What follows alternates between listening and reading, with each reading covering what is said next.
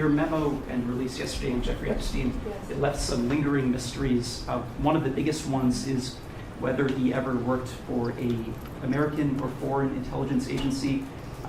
The former labor secretary, who was Miami U.S. Attorney Alex Costa, he allegedly said that he did work for an intelligence agency. So could you resolve whether or not he did? And also, could you say why there was a minute missing from the jailhouse tape on the night of the staff? Yeah, sure. If Hey, I Pam, could, could I just interrupt for Sure. 1 second? Are you still talking about Jeffrey Epstein? This guy's been talked about for years. You're asking, we have Texas, we have this, we have all of the things. And are people still talking about this guy, this creep? That is unbelievable. Do you want to waste the time, and do you feel like answering? I don't mind answering. I mean, I can't believe you're asking a question on Epstein at a time like this, where we're having some of the greatest success and also tragedy with what happened in Texas. It just seems like a desecration, but you go ahead. What's up, people? Welcome. Adam is here. Pam Bondi, Trump's own fired attorney general, just leaked sworn congressional testimony revealing Trump made 14 documented phone calls personally ordering her to slow walk Epstein releases and cover up his connections. Congressman, welcome. I mean, why do you believe the DOJ does not want her to testify? Well, it's clear that the DOJ failed to comply with the law. The Epstein Files Transparency Act was very clear. All the files had to be released with a narrow category of redactions allowed. They missed the deadline to release the files. They still haven't released 2.5 to 3 million files, and they illegally redacted thousands of files. And they don't want her to testify because we would ask her questions about that. Who made the decision to illegally redact certain files? Who made the decision to stop releasing files before the law was fully complied with? What conversations, if any, took place with President Trump about those decisions? They don't want her to answer questions like that. I think it's quite clear. On the same day, millions of Epstein documents dropped naming Trump thousands of times. Bondi also testified he fired her for refusing to prosecute his enemies list without evidence. Republicans reading her testimony started flipping on impeachment. Trump responded by calling her a backstabber and traitor, which is exactly what you say when someone is telling the truth about you. President Trump has apparently fired his Attorney General, Pam Bondi, according to a senior administration official and a source familiar with the matter. This comes after NBC News learned that the president has grown frustrated with his Attorney General in recent days, according to multiple sources. I want to get right to our team covering all of it. Our Chief Justice and National Affairs correspondent Kelly O'Donnell is joining us. We've also got our White House correspondent Monica Alba as well. Kelly, let me start with you. This is not altogether surprising, considering the reporting from NBC that the president was frustrated with Bondi's performance leading the Department of Justice. And we've often seen the president let some of his intentions, feelings, concerns bubble out publicly as one measure of how he makes these decisions. For Pam Bondi, this is a blow because she has been a very loyal sort of friend and ally of the president for a long time, going back to Florida, assisting in the first Trump term. And this, in many ways, comes down to a representation of the frustration that President Trump has. Let me break down Bondi's testimony because the details matter. She gave this deposition to the House Oversight Committee the day before she leaked it. In the deposition, she revealed everything. She said Trump called her 14 times about the Epstein files, 14 separate occasions. In each call, he pressured her. He said the files would hurt him politically, would expose his connections, would destroy his presidency. He said he's open to meeting with members of Congress. He's said he's open to explaining why the redactions were done. So I hope that we will have a meeting. If we don't get the remaining files, if we do not get the remaining 302 forms, the remaining prosecution memo from 2019, and if the survivors are not happy, then Thomas Massie and I are prepared to move on impeachment or contempt. Now, these files include hundreds of references to President Trump, who's never been charged with any wrongdoing. Mr. Trump says the newly released documents absolve him. He demanded she slow walk releases, delay them, redact them, find legal reasons to keep them buried. Bondi complied. For months, she did what Trump wanted. She slowed, she redacted, she covered for him. Eventually, the pressure became too much. Courts were demanding releases. Congress was threatening contempt. Bondi could not keep up the obstruction. Trump got frustrated and fired her. Bondi's testimony includes specific details. She remembers Trump saying in one call to make sure nothing about Bannon gets out. In another, he said if Musk's name comes up, redact it. In yet another, he said the flight logs can never be released. Bondi documented all of this. She kept records because she knew eventually this might come back on her. She protected herself with documentation, with records. Now she is using those records to protect herself from prosecution by testifying against Trump, by giving Congress everything they need. The enemies list revelation is equally damaging. Bondi says Trump gave her a list of people to prosecute. Schiff, James, Comey, all Trump opponents, all people who investigated him. Trump wanted them prosecuted. He did not care if there was evidence, did not care if there were crimes. He just wanted them punished for opposing him. Bondi said no. She said you cannot prosecute people without evidence, without legal basis. That is abuse of power. Trump got angry. He said she was not loyal, was not doing her job. He fired her and replaced her with someone else, hoping the replacement would be more compliant. But the replacement turned out to be even worse for Trump because he released all the Epstein files, did exactly what Trump did not want. The timing of Bondi leaking this testimony is strategic. She waited until the same day as the file release, the same day as the Supreme Court seizure, the same day as the congressional votes. She knew on this day, with all these other crises, her testimony would have maximum impact, would be part of a coordinated assault on Trump, would contribute to his complete collapse. It is working. The impeachment vote jumped dramatically. Many more Republicans broke because they read Bondi's testimony, because they saw direct evidence of Trump ordering obstruction, and they could not defend it anymore. Trump calling Bondi a backstabber is revealing. From Trump's perspective, loyalty means protecting him at all costs, even if it means breaking the law, even if it means obstructing justice. When Bondi testified against him, when she chose truth over loyalty, Trump sees that as betrayal, as backstabbing. He does not understand that her first loyalty should be to the law, to the Constitution, not to him personally. That fundamental misunderstanding is why everyone eventually turns on Trump. He demands illegal loyalty. When people refuse, when they follow the law instead, he attacks them just like he is attacking Bondi now. Let me dig into the details of Bondi's testimony and why it is so damaging. This is not just another witness. This is Trump's former attorney general, someone who was inside his administration, someone who knows what happened, someone with first-hand knowledge. Her testimony is devastating. Let me start with the 14 phone calls about Epstein files. Bondi's testimony includes a detailed log, dates, times, duration, and summaries of what was discussed. What that log shows is Trump systematically directing obstruction. First call, Trump tells Bondi the Epstein files are politically sensitive, that they need to be handled carefully, that releases should be delayed pending review. Bondi agrees, says she will be careful. Second call, Trump asks about status. Bondi says files are being reviewed. Trump says good, keep it slow, make sure nothing damaging comes out.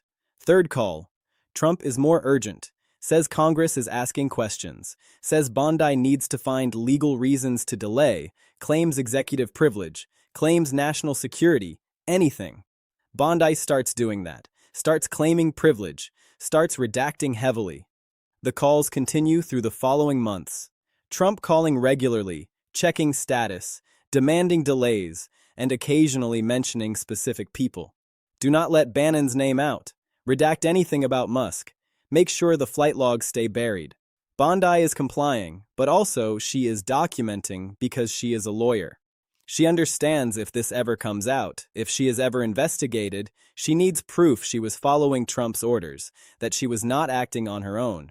So she keeps records, detailed records. Now those records are testimony, evidence against Trump. The final calls are more desperate. Trump is frustrated. Courts are demanding releases. Congress is threatening contempt. Trump is telling Bondi that she has to stop this, that she has to protect him. Bondi is saying she cannot, that the legal pressure is too much, that she cannot keep blocking releases without being held in contempt herself. Trump gets angry. He says she is not loyal, that she is letting him down. He fires her. Bondi is furious because she protected him for months, obstructed for him, risked her license and reputation.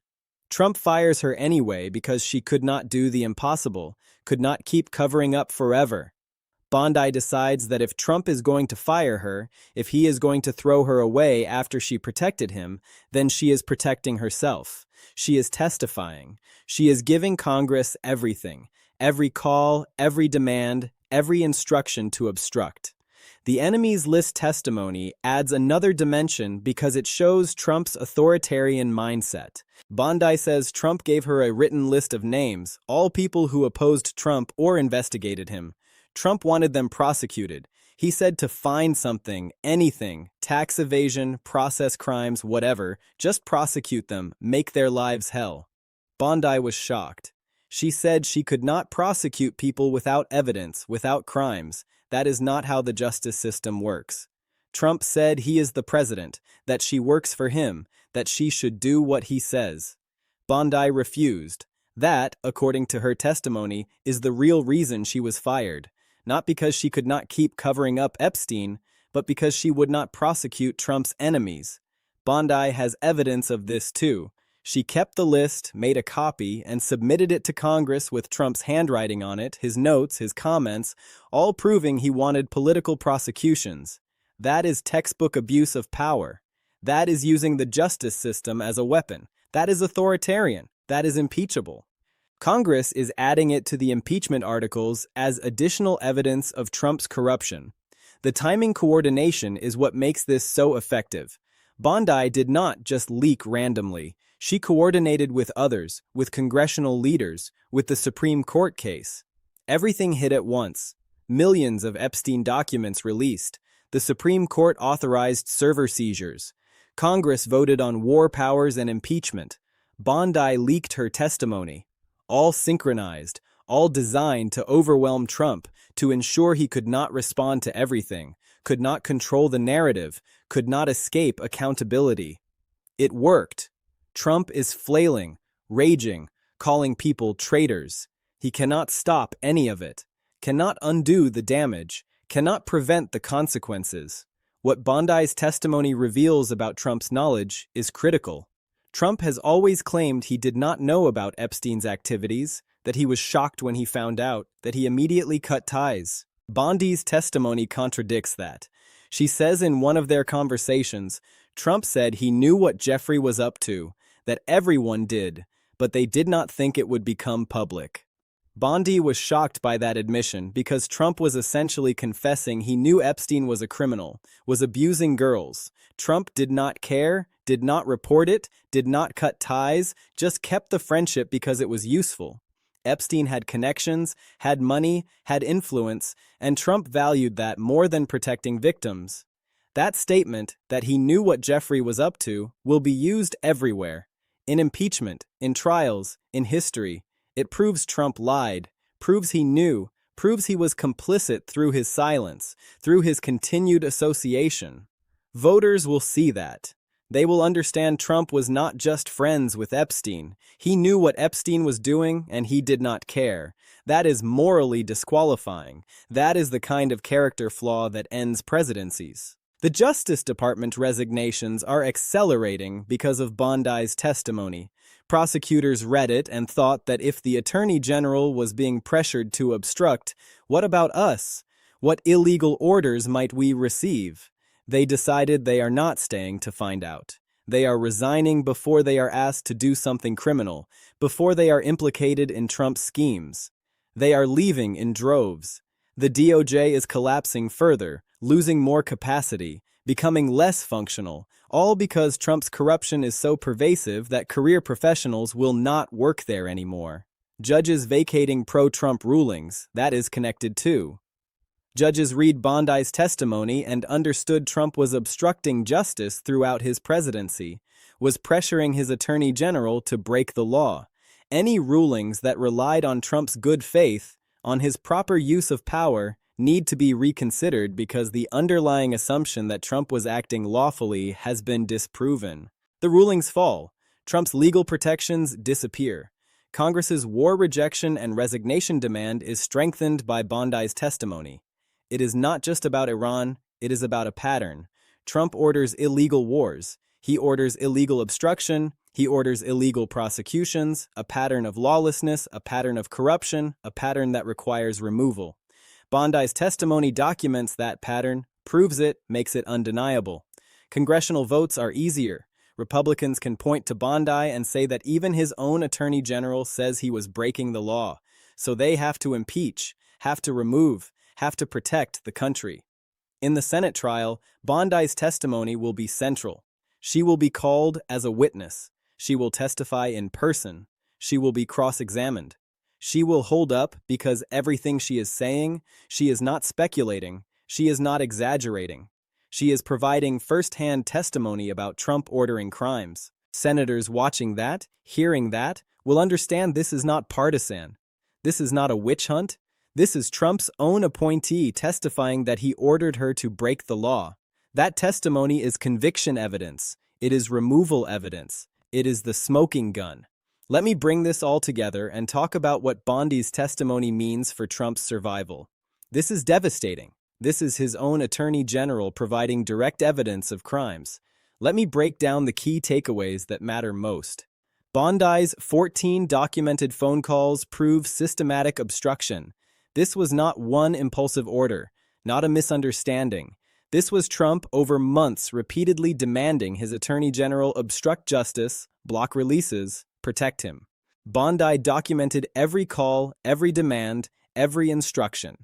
Obstruction is not alleged, is not inferred, is proven by first-hand testimony with documentation. That makes conviction in the Senate much more likely because senators cannot dismiss it, cannot claim partisan interpretation, cannot deny what Trump's own attorney general testified to. Bondi's enemies list testimony proves Trump's authoritarian corruption. Wanting to prosecute political opponents without evidence, that is textbook abuse of power. That is using government as a weapon. That is what dictators do. Trump did it, demanded it, and his attorney general refused and got fired for it. That pattern disqualifies Trump from office, shows he cannot be trusted with power, will always abuse it, will always use government for personal vendettas. The American people are seeing that. They are understanding this is not about policy disagreements. This is about fundamental unfitness. They are demanding removal. Trump's admission that he knew what Jeffrey was up to destroys his last defense. He cannot claim ignorance anymore, cannot say he was shocked, cannot distance himself. Bondi testified that Trump admitted knowledge, admitted everyone knew, and chose to do nothing. That admission will haunt Trump in impeachment, in trials, in history. It proves moral bankruptcy, proves complicity, proves he valued friendship with a sex trafficker more than protecting victims. Even Trump supporters cannot defend that, cannot justify that. Support collapses further. Bondi's revenge shows Trump's loyalty demands backfire. Trump fired Bondi, threw her away after she protected him for months, after she obstructed for him, after she risked everything. Bondi is furious, so she is testifying. She is providing evidence. She is ensuring Trump faces consequences. That is the pattern. Trump demands absolute loyalty, but gives none in return. People eventually turn on him. Others have released Epstein files and testified against him. Others have called for his removal. All people who were loyal, who protected him until Trump betrayed them or they saw too much. Now they are his enemies. Trump is isolated, surrounded by people who hate him or fear him or are planning to turn on him. That isolation is terminal. The Justice Department resignations triggered by Bondi's testimony show institutional rejection. Prosecutors read her testimony, understood she was pressured to break the law, and thought that could happen to me. I could be asked to obstruct, to prosecute enemies, to violate my oath. I will not wait around for that. I am leaving. Their departures are not just personal decisions. They are an institutional statement. The Department of Justice, as an institution, is rejecting Trump, is refusing to work for him, is protecting itself by bleeding out talent until Trump cannot use it anymore. That institutional rejection is powerful, is unprecedented, and is devastating to Trump's ability to govern. The Senate trial with Bondi as star witness ensures conviction becomes probable. Imagine the scene.